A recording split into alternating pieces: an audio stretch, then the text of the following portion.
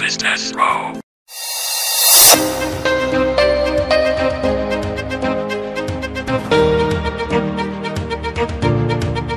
Bon, le juge nous a entendu toutes les parties et l'affaire est prise en délibéré. Et donc, vous avez entendu que le jugement sera prononcé le 3 septembre. Et donc, nous avons fait notre travail de défendre la population. Ça veut dire que lorsque vous êtes insulté par la presse, vous avez deux voies, le droit de réponse ou à défaut de droit de réponse, si les faits sont graves, vous allez demander à l'INPC ou devant le tribunal que l'infraction dont vous êtes victime soit sanctionnée. De nombreuses fausses informations, un exemple, donc Olali Olamuki, vous dites qu'on a corrompu des députés à raison de 30 000 $ chacun. On a détourné 85 000 $, 85 000 $, des infractions inexistantes, fausses et non vérifiées, et vous les lancez dans le monde entier. C'est tellement grave de par la fausseté, ces mensonges dont le code d'éthique et d'ontologie des magistrats dénonce. Ça a été violé, l'INPC a condamné, et comme la personne n'a pas respecté les sanctions de l'INPC, nous sommes venus ici, c'est ce que nous avons fait, et nous entendons la décision le 3, et nous croyons que la justice va être exemplaire parce que nous avons demandé l'arrestation immédiate. C'est parce qu'il fouille la justice, il ne veut pas comparaître parce qu'il est fort en envoyant des avocats. La justice sait comment on fait et nous avons demandé l'arrestation immédiate. Donc voilà, le procureur a demandé 5 ans. 5 ans donc en réseau de 2 ans, 1 année, parce que c'est plusieurs préventions. Et lorsqu'on fait la sommation de l'ensemble, on a demandé en tout 5 ans. Il a été déjà condamné par le tribunal de paix, l'UNPC pour presque le même fait. Mais seulement ce qu'on avait constaté, il avait défié ou méprisé les différentes décisions qui étaient prises par le tribunal père à son endroit. Et on continue encore à diffamer, insulter notre client malgré sa notoriété. Et c'est pourquoi il a jugé bon. Et comme la partie adverse a défié la justice de paix, il a préféré saisir le juge de droit commun, le tribunal de paix de Kinshasa-Gombe, qui a instruit et pris l'affaire en délibéré pour se prononcer dans les jours qui suivent. Donc c'est un peu ça, et ça va permettre à ce qu'on puisse redresser ce qui se passe actuellement dans le monde des médias. C'est une profession noble, mais on se rend compte qu'il y a trop de bavures et il faut qu'il y ait un redressement.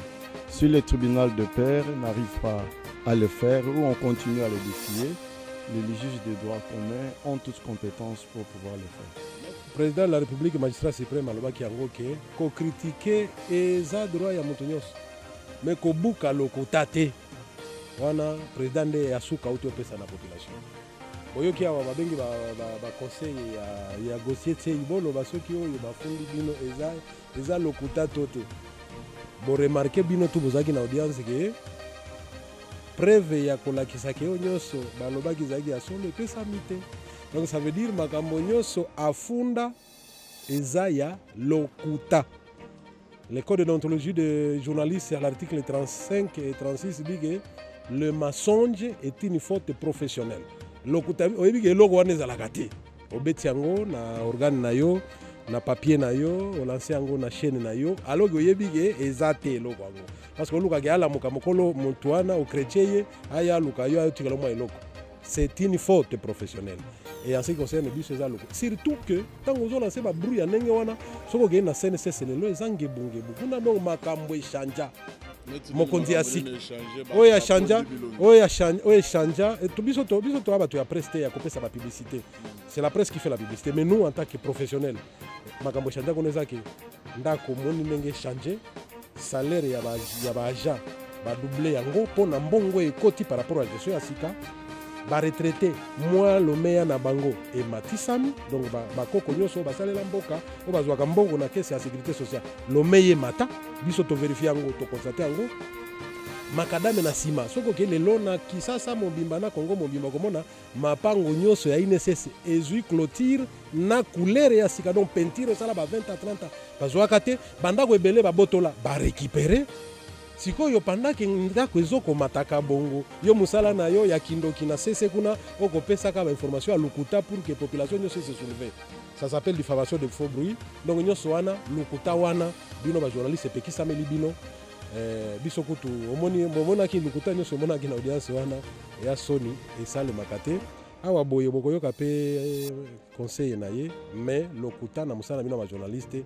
C'est pourquoi chaque fois que vous interviewez biso bo etango bo sisa ya bango pe azawana boko yoka payer. Eza faveur te za mibeko. Alors ba juge ba okata.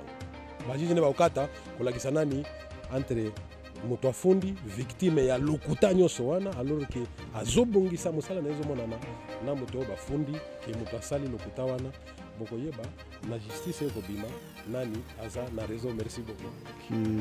Pour lesquels on a instruit. Mais seulement ce qui a été retenu par le ministère public, il a retenu la diffamation, il a retenu l'abus de confiance et la proportion aussi de faux bruits. Ce sont les 3 préventions qui ont été retenues à charge de M. Gauthier Sey.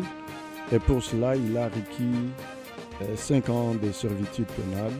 Oui, ndeko na ngai vraiment naza vraiment nesengo makasi ezaka ndenge tolobaka babiso ba communicateur babiso tolobelaka busolo tokolinga te moto aloba makambo ya lokuta te yango monaka babiso to soutenaka chef de l'état na ba tope baza na sima chef de l'état baza na vision chef de l'état yango totalaki par rapport à dossier ya DG Simon Fouti to yaki kotana en tant que biso to zakana ye to yaki ko soutenir parce que moto wana Gauthier azana no eloko na liboso na azali na no moyibi azolinga ko bebi sa personnalité ya dan ya DG Fouti parce que DG Fouti aza parmi ba DG mokonzi mboko ya pesi vraiment confiance muto a changé ba makambo ebele na minute muko ye na INSS kuna en tant que to sepeli pe na tribunal na biso to sepeli na tribunal na biso ya kotala parce que monsieur Gauthier wana yende faut vraiment akangama parce que ayibi ebele a escroquer INSS mbongo ebele makasi.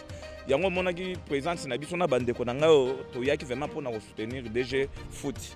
Monsieur le journaliste, en tout cas to sepeli makasi na au tribunal le sali pour na monsieur wana c'est un voleur aibi mbongo ebele na CNSS a escroquer mbongo ebele na CNSS tango DG akoti ne amoni ke babiloko wana ozoya ko yibela mbongo tiaka ba signature na yo à partir ba signature na ye nde place bakangi ye abibi mbongo ebele yango to soutenir chef mokonzi mboka na DG na biso moto wana il faut ça la prison parce que aza moyibi yende muto ayibi mbongo ya CNSS ebele.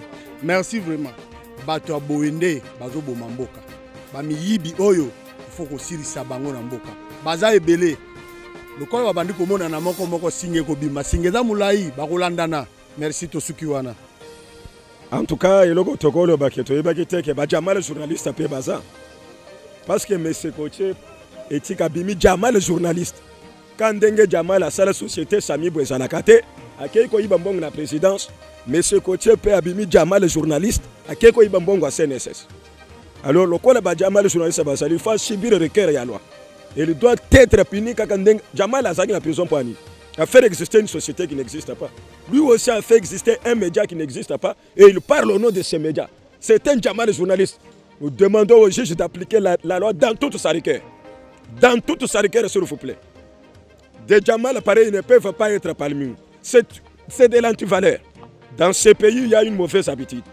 Les gens qui travaillent bien, les têtes bien faites, les oiseaux rares, voilà les gens auxquels on jette le pot de banane pour qu'ils tombent. Et nous ne pouvons pas accepter que le DG Simon Fouti puisse couler, tomber, glisser sur ce monsieur avec ce pot de banane cliché. Si c'est pour des besoins économiques, il devait passer dans l'ordinaire et avec délicatesse retirer quelque chose. On sait que c'est pour des besoins économiques qu'il fait des choses pareilles. Mais s'il le fait, qu'il le fait dans une voie qui est secrète et normale, de tout toi, monnaie les humains. Mais s'il le fait, il sera un Jamal journaliste, il crée un média qui n'existe pas pour endosser de l'argent. C'est un voleur comme tout autre voleur. Kotala toyebi ba chaîne ebele biso tozali ba kongomani oyo tolekaka mingi na itanduke ya mboka. Bato bayebi biso ndo moni pelelo tokwei po toloba makambo ya solo oyo tokomona. Pona nini natuna ka ba journaliste. mukolo moko te bazwa ta balobela makambo ya mabe bazwi makambo ya malamu babongona yango ya mabe ekomi ya malamu. Mais papa tozala ba témoin toza ba kongomani tolongoli nanu peut-être ko trahir personnalité ya mutu ezali pe violation ya mibeko yozo ko finga na personnalité ya mutu ya ja Simon Foot. Non, il faut mubeko wana yesala nanu musala ndeko wana pema tokokende na ba français te il faut pe ba itanduke ya mboka ba yoka biso toko loba tango nyonso bato oyo baza na vision ya kosala pona intérêt ya mboka il faut tozala na sima na bango. Mais kota ba journaliste na biso bazwi makambo ya malamu babongona yango ya mabe bazwi ya mabe babongona yango ya malamu. Maintenant koloba boye lokola bakati mibeko lokola bakati il faut mutu wana asibir peine na ye asibir peine na ye biso tozana besoin loi ndenge lobami musala esalama mais biso tant que ba kongomani to yena sima ya mokonzi o ba bengi Jean Simon Foot to moni misala eko salama lelo bandako ezalaki ya l'état abandonné et comment ki ya ba individu lelo l'état a récupéré yango pe eko kotisa misolo na caisse ya l'état boni ko ser ko trahir personnalité ya mutu. En tout cas mes chers collègues ba journalistes na ba lobby o boloba kana ba chaîne il faut quand même bolamba ka pe moi maloba koloba yango biso to yaki ko kita sur le terrain pour te expliquer ba congolais ke biloko wana eza ya lokuta.